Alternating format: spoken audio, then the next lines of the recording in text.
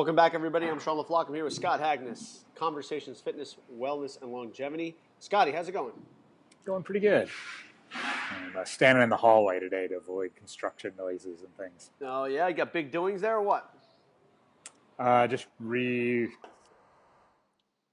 the offices there for the second spot that we're subleasing. So Yep. mostly done except some of that upstairs stuff, and it's right above me and it's pretty noisy. So I'm standing here by the entry hallway and the side door to the nice rainy fall day. Oh, boy. It's fall there, huh? I haven't heard the word fall in a very long time. Yeah, well, I mean, it's like it was hot, almost 90 yesterday, and now it's barely 60. Most of the leaves are still totally green on the trees, but it's starting to change. It'll probably go pretty quick. It stays relatively nice for a couple more weeks, and about mid-October or somewhere it starts to really change flavors big time. I like that change flavors. Yeah. So I figure we get into it right away. The Wodapalooza qualifier is complete. Some decent testing throughout the last 3 weeks. Usually they do 2 workouts per week. I think the first week they did a ladder of, basically a 2-minute countdown clock. You had to do 8 burpee box jump overs, 8 hang power snatches, and 8 thrusters. You did that as long as you could. If you got to 24 minutes, you just were complete. So it was 24 repetitions every 2 minutes, and then you tried to do that for 12 sets. That was the first week, and I think they also had in the first week, if you remember back in 2011, they did the squat clean thrusters with 165, 5-minute AMRAP. Yep. They redid that, but they did it with a 7-minute AMRAP instead. And for the intermediate, which is what I was trying to qualify for, it was still 165. So it was very interesting to see where I was at relative to what I was back in 2011. I got 27 reps back in 2011. With 2 more minutes, I got 37 reps. Did you happen to get a split at your 5-minute mark? I think it was, I did 5 reps a minute. The first minute I did 7. So 5 plus 5 plus 5 plus 7, 27. So I did 27 reps, which is exactly what I did in 2011, but I was able to sustain that same pace for 2 more minutes. 2 more minutes, yeah. And whereas, if you had really been doing a 5, you would have pushed out a few more probably because knowing the clock was about to run out. Exactly. That's a good point. So there was those 2 workouts because the hurricane kind of foobarred everything. They pushed that forward so you can do that a little later just because people were having issues. So the second week, the 2 workouts were a 20-minute cap. You had to do 2 rounds of 30-calorie row, 30 toes to bar, and then 30 overhead squats with 95 pounds. 2 rounds there. And then it went directly into, in the time remaining, a max hang snatch. Yeah, nice. That's a nice little... Faster you go too slow, you don't have much time on that. Yeah. And then the next workout with that one was a gymnastics emphasis workout. 4 rounds, 21 pull-ups, 15 handstand push-ups, and because we weren't the intermediate wasn't doing pistols, they did goblet squats, 18 of them with a 32-kilogram kettlebell, so 4 rounds there. And then fun. Oh baby! And then the final workout, because there was 3 scores that week with the snatch, the gymnastics triplet, and then also that 2 rounds. The last week they did a nasty little chipper. For the intermediate, it was 75 double unders, 60 wall balls, 45 deadlifts with 135, 30 burpee ring pull-ups, and then back up. So 45 more deadlifts, 60 more wall balls, and 75 more double unders. Now, these are all intermediate efforts. So the weight on the original workout was 95 pounds for the hang power snatches, and for the thrusters, the 165 for the clean and jerks. The overhead squats were 95 pounds. So none of these weights, for me in particular, were overly challenging, which where I am in my career and where the game is, especially in a competition like this, where basically elite is games caliber, RX is regional caliber, and then below that, let's say intermediate is top 200 within a region, and then there's scale below it. So realistically, there probably could be even one more division below that, whereas like scaled would be like 1,000 to 200, and then there would be like a novice where it's just like anybody can kind of do it. Yeah. But as of last week, I was in 35th place and top 45 qualify, and I'm pretty sure I did well enough on this last workout where I'm, going to qualify. Sounds kind of in your wheelhouse. Yeah, I mean, nothing was overly heavy. So that was definitely a plus. But I wasn't anticipating anything being too heavy because it was an intermediate. Competition. What I was more concerned with is how am I going to feel going hard? Like some of these workouts are, that first one was, I ended up doing 10 plus rounds. So that was 22 minutes of very hard work. So I was doing about what was the weight on that one? 95 pounds. So it was that okay? It was actually, because it was intermediate as well, you could step over the box. So you did 8 burpee burpee box step overs with a 24-inch box. Then you had 8 hang power snatches with 95, 8 thrusters with 95. You had 2 minutes to complete that. So the goal in my mind was to try and hold the splits as long as you could. Obviously, just because of my training in my shoulder, I haven't been doing a ton of eccentric loading. So like touch and go power snatches aren't something I've been doing. I had been doing a lot of burpee box jump overs just because that's something I could do. And thrusters, I definitely wasn't doing a lot of those. So it was interesting to see what it would feel like just kind of being able to hold metabolic or hold that pace aerobically, but see how my body would respond with the weights in hand. So I did well. I didn't really necessarily have a goal in the workout, and obviously if you don't have a goal, it kind of makes it a bit airy-fairy at the end there. But I was able to push very hard in that last set and almost actually completed, even though I don't even think I was trying to. Like after I made it through the round of 10, I literally sat there for a minute just to breathe and recover and overheat. And then I said, okay, I'm going to lay this down and see how far into this next round I can go.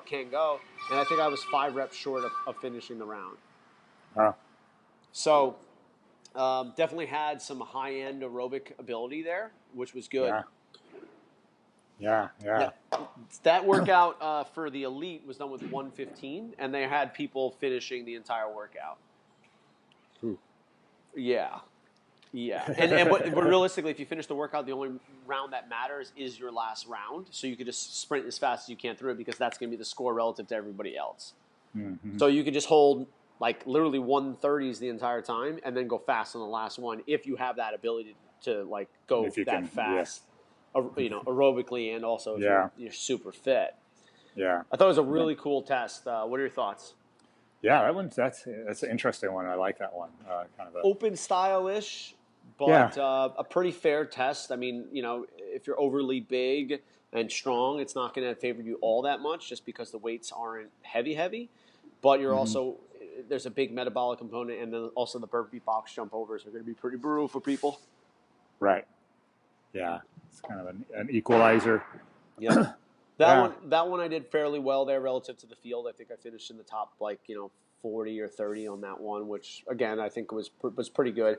The squat clean thruster, the 37 reps, was top 200. I wasn't really anticipating anything good there, but the pacing on it felt great.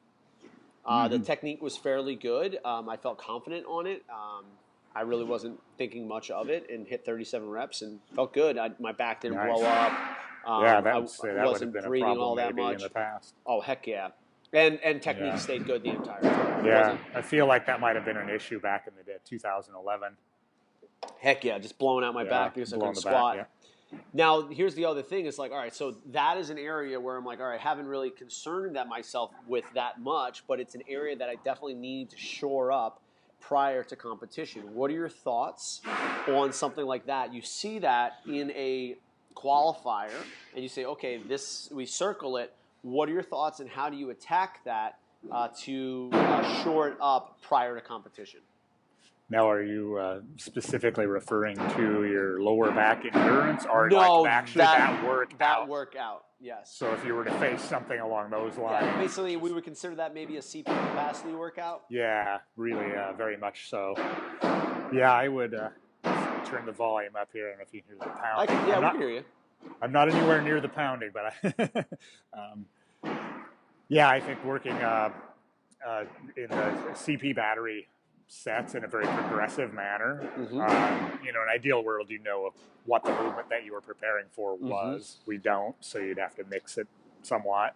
But keeping a very set pace, whether it's one rep every, basically an RPM goal, in a not unlike how competitive kettlebell lifters train, by training a certain work capacity RPM, keep a rate, rest, is something I've played with there. So, I mean, if you were to take, let's say you just decide, well, I'm going to use, I have a reference point, 165 pounds, ground to shoulder to overhead.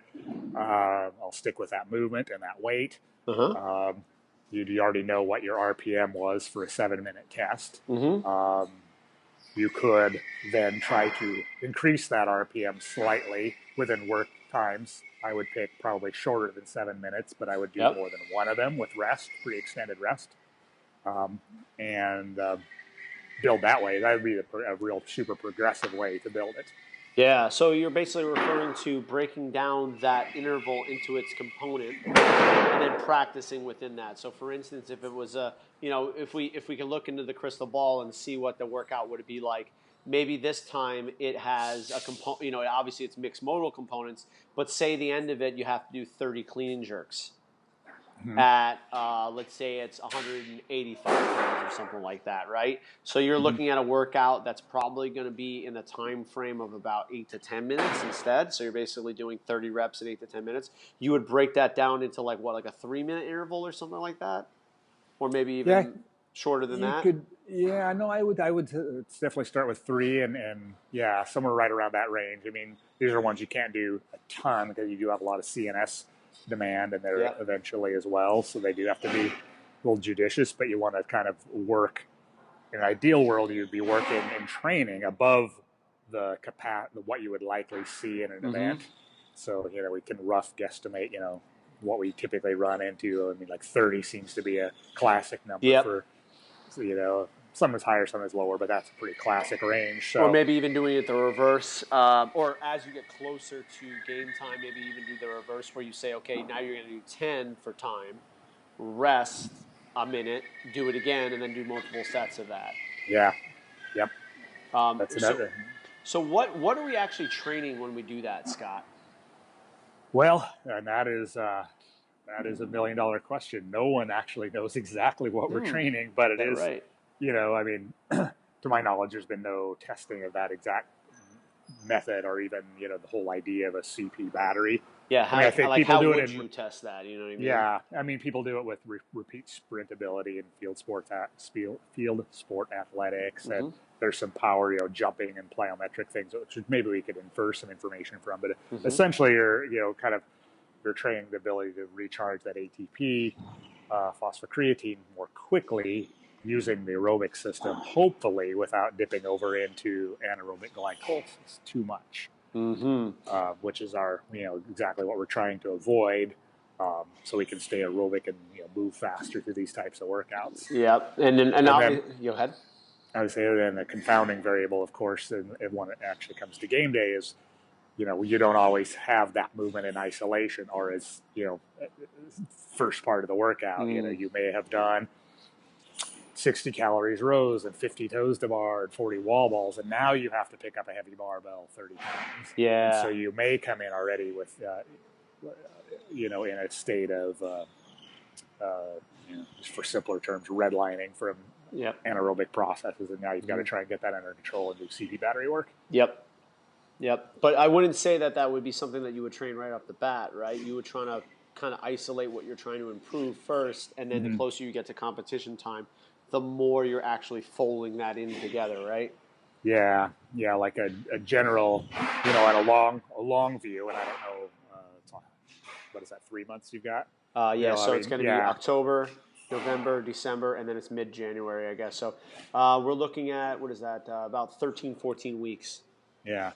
I mean, in a long view approach, if you found someone that you really wanted to improve that and you had a long time to do it, and if they didn't have that great of an aerobic base, obviously that is going to help a bunch right there. So you would do aerobic base and then actual strength, classic strength training to get stronger in the movements. But then you could fold that into CP, a phase of this work building kind of in the mid-range, and then I would save a little bit of time toward the end of that for actual CP battery testers, where now you've got to go in with maybe you don't, it isn't a load you've trained with or maybe the movement is slightly different than one you've trained, or maybe you have confounding variables of other pieces mixed in there, and you have to learn how to pace and deal with it. So that's kind of the long structure. So for, I don't think you have time or probably the need necessarily to really build the aerobic base specific to that right now. Yep. So I would tend to start with things that sort of tread in that area, like cluster training on the, say, Olympic lift cluster training, that would then fold into more CP battery sets, which are essentially just long clusters if you do them kind of in an RPM format. And then eventually to some testers, coming close to game time and your tapering. Yeah. And those could be potentially 4-week blocks, getting 1 to 2 touches per week, depending on how their body responds and how the CNS is actually affecting other areas of training. That considering hey, if you're doing a CB battery session, you come back the next day or in the afternoon and you can't sustain an output, you're just crushed. You have to kind of taper back maybe a little bit, or maybe rethink the intensity within those CP battery tests or sets, right? Yeah, it definitely require monitoring it, because they can get you from either side. CNS would be a common one. Yep. They shouldn't really, anybody that has any business doing them, I don't think that they should overtax them aerobically or some of the metabolic systems necessarily. Yep. Yeah, one of the things that comes to mind also in terms of the CP battery testing is learning how to actually stay aerobic under tension. So breathing mechanics, exactly. That's where the higher maximal strength allows. If you don't have to completely lock down on a 165-pound clean and jerk, then if you're really strong, you won't have to, and you can actually breathe through it a little better. But also very important between reps. I mean, I don't know how many times I've watched athletes, clean and jerk, drop the bar, and they're resting for that moment before they bend down to pick it up again, and they're still breathing like shit, basically. Yep. It was actually very interesting during that tester. I was about halfway through on those clean and jerks. I actually reminded myself to stay relaxed as I stood up out of the squats and went overhead. I was like, wait a second, keep breathing. Don't tense and try to create too much pressure, because you let your legs do the work. Let your core do the work and breathe. And obviously that lack of overstraining made things a little bit more sustainable. And I wonder what would have happened if I had kind of stayed in more of a sustainable pace throughout the entire workout. So I think that's probably a cool area that we would definitely be able to integrate into training. So working the CP battery system, not really focusing too much on absolute strength, but in terms of where we're at, in 12 weeks, what are you going to do to your max back squat? Are you going to put it up 10 pounds, 15 pounds, maybe? Yeah, you'd have to do a dedicated cycle, and that would be the best you're going to get, most likely at this stage, 100%. So it's just not worth it. Yeah, and you never know. You might actually get stronger just by getting touches on some of these things. Oh, yeah. Seen it. I've seen it so many times. It's like, all you've done is battery work. You haven't front squatted at all, and you just PR'd your clean and jerk. It's like, what the F is going on here? And I think it goes back to your point earlier. Nobody really knows what's going on with the CP battery, what the physiology necessarily is behind it.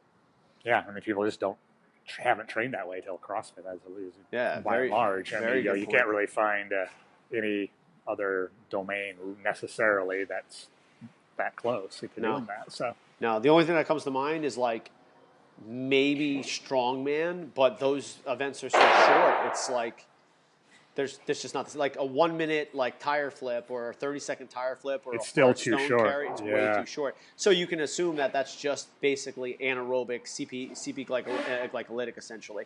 But when you're doing a 1K row, 30 muscle ups, and then doing 30 clean and jerks or something like that, that's a whole different animal. Whole different ball game. Yeah. Yeah. The only thing, and it's too, for the most part, too light to be exactly the same as paced kettlebell lifting. Yep. So long cycle clean and jerks and things like that. But Yeah, still, it's not the I same. I like the inference though. I think the kettlebell clean and jerks, because I've seen it before and I've seen the athletes do it. They're fucking monsters. Oh yeah.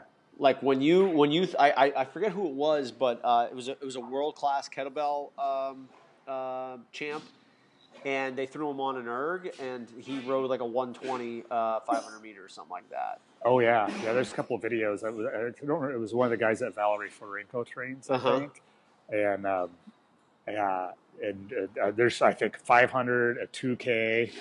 Look up the 2K one if you need. This guy does no rowing. It's a ridiculous just gets 2K. On. And I think he just steps off like, all right. He doesn't fall off. Yeah. He's not in pain. He just gets off like it was just another, But it's like incredible. That's serious. Like, Yeah. so there's so many, like, I would say there's three main components within the CP battery system that you have to train. One is mechanics, both the mechanics of the lift, the technique, and the breathing mechanics within it. Two, the aerobic system. And then three, the brain, like, learning how to actually move under fatigue. And I think the kettlebell training is something that could potentially be utilized, or same types of thinking, protocol wise, to get you better. Basically borrowing from other areas that they're doing. So like, we do 1-to-1 work to rest ratio aerobic training. I mean, where did that come from? Most likely any other aerobic sport. But if you're looking to get better at the CP battery system in a longer domain, which the kettlebell competition for the clean and jerk system, usually they're 10 minutes. Yeah, so that's it. Like, imagine being able to do 10 minutes of clean and jerks with 165 at an RPM that stays the same. You're looking at a really fit individual. Oh yeah. Well, I mean, yeah, I've long thought about that, and either like, I've not been a place where my interests necessarily follow along to try it. Yep. Or if I find an athlete, I would like to like practice basically straight clean and jerk, double kettlebell. Yep. Can you imagine somebody that could move pretty continuously for 10 minutes with a pair of 32 kilos? Wow. What a monster that would be. Yeah. And the other thing that just for that repetition work and that type of battery work, that you see the incredible single rep feats that those guys do. I remember when I was at the American Kettlebell Club CERTA quite a few years ago, they had some of these Russian guys that were there, and world-class dudes, and one guy demonstrated, he picked up 2 kettlebell there. They were all of like 2 3-poods or something. Oh my God. Maybe it was a 2 and a 3. It was a ridiculous amount in one hand, the 2 bells at the same time, and he snatched it. That is way more than he ever does in training. That was their point. It was like, he doesn't ever lift anything more than this 32 kilo kettlebell in training. And wow. Like, whoa. So I was basically mentioning that because going back around to your point of, why would I do heavy back squats in this cycle? If you do the CP battery work, it's certainly going to maintain your strength. There's no way it's not. Yep. And it might actually even improve your max strength. So if a back squat max or something popped up, you'd be right in there. Who knows, you might even surprise yourself. Yeah, absolutely. Obviously this is a conversation that we can extend to next week, but just going off of one more tester, I think on the gymnastics triplet, I placed in the top, 10 on that one. I did it in like 6:39 or something like that. So it was regular pull-ups, handstand push-ups, and then goblet squats. Pull-ups are just something I haven't been doing. I literally haven't done a kipping pull-up since the Open, which was back in March. So I had a shoulder injury in July, so I was out for 8 weeks, and I was just working positional exercises, thoracic extension and rotation, and obviously rehabbing. And I got up on the pull-up bar, and like I was flying through pull-ups like no problem. Yeah. But one thing, I think the biggest thing that I've learned from the injury is the difference between hanging from your joint versus allowing the scapula to rotate upwardly and hanging from your scap.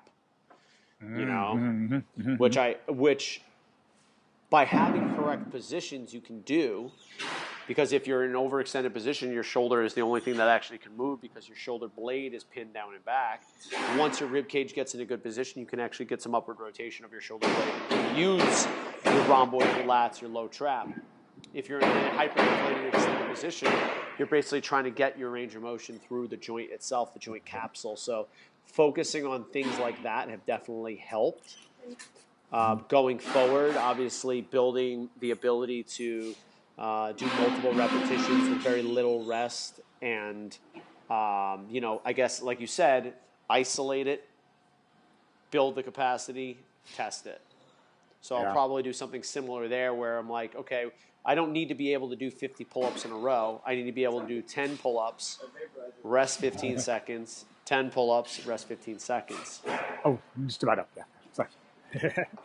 So I think, doing little training, either clusters like that or even EMOM work, like started out as EMOM work or, not even EMOM work, but like doing lots of gymnastics repetitions and then doing short rests and training that. So like you said, almost clusters, like 10 pull-ups, rest 15 seconds, 10 pull-ups, rest 15 seconds, 10 pull-ups, rest 3 minutes, and do that for multiples. Yeah. Yeah, I like that. With pull-ups, especially those can be done so quickly that you can keep them in that time domain where they almost stay in that kind of alactic range and repeat them in that manner. Yeah. And again, it's going to be specific toward peaking for a competition, whereas like you say you were doing, again, weighted pull-ups or some shit like that. It's like, well, that's not going to get you better right now for what you need to get better at. Like the preseason is over, the build is over. It's time to actually get into the season. It's here. It's here. That's a good point. So we'll pick up off next time. For sure. We got to go. Yeah, but I'm Sean LaFlock. You can get me at Sean at CrossFit-Beach.com. I'm Scott. You can get me at Scott at CrossFitPortland.com. Perfect, Scotty. Well, enjoy the build out. Will do. Yeah, there we go. All right, later, brother. Okay, later.